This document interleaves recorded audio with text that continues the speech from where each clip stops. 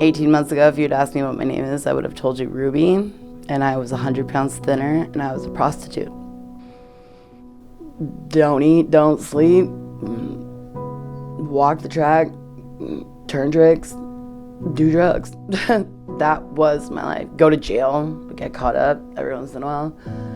Go to jail, dream about drugs. I don't know what you could have offered me to like genuinely try and believe I could be here 18 months ago. I wouldn't have believed that I would be sober for 18 months. And if you convinced me like that was going to happen, like you foresaw the future somehow, and I would tell you, oh, so great, so I'm miserable. Because you took my drugs away, that's great. So why even live? That's how committed we get to those drugs, you know? When I was out on the streets using, I was under the impression that everything was fine. I'm fine, it's all good.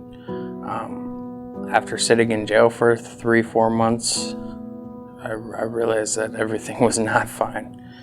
During my addiction, my mom didn't talk to me. My best friend didn't talk to me because I would have used and taken everything I could from them. But now that I'm in recovery, I'm earning that trust back. My mom tells me she's proud of me for the first time in 3 years. I'm proud of myself for the first time in 3 years. So most of my opiate addiction was pills. I went to heroin, I used it a handful of times. I realized that the effect was very short term and that I would have a needle in my arm before long. And so then I went to methadone. The methadone was a whole nother drug. I mean, it's a drug. It's addictive. I was in a fog all the time. I was high all the time. And I didn't realize it till I got off it. So when I got out of jail, I decided to call Suboxone Clinic and called several that couldn't get me in for 2 to 4 weeks. And Ideal Option got me in the next day.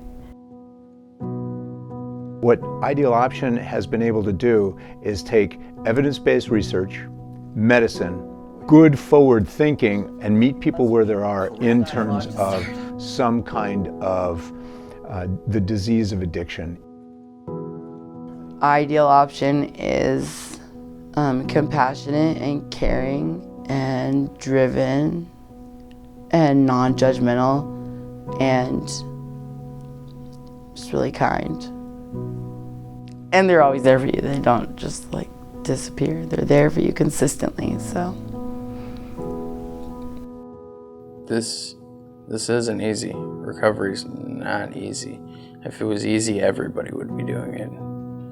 But this recovery, this is worth it. This is what'll help you get your kids back. This is what'll help you get your life back, your family, your friends. It's gonna take time, and it's not gonna be an instant gratification like when it was when you were using. But good things will come with time.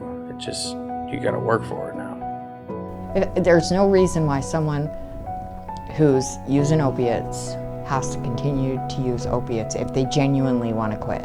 If they genuinely want to quit, this really is the way to do it. I personally am in a place where I really love, but I struggle because I know this problem's growing so large. And when you're in it, you just don't care who's trying to help you because you feel so angry and so hurt and so unvalidated and so alone. Like the only other people that get you are other addicts. But everybody somewhere has to have somebody that's not on drugs that care about them or that will care about them they haven't met yet. They just gotta get clean so they can find it because it's such a rewarding feeling. I can only imagine how hard this is. But if you make that first step and allow us to support you, I see people get easier and easier and love themselves more and more. So try to give up to it. Come in and let's get you started. What's the worst that can happen? You live and life goes on, and you put this chapter behind you. You will do the hard work, but we're here for you.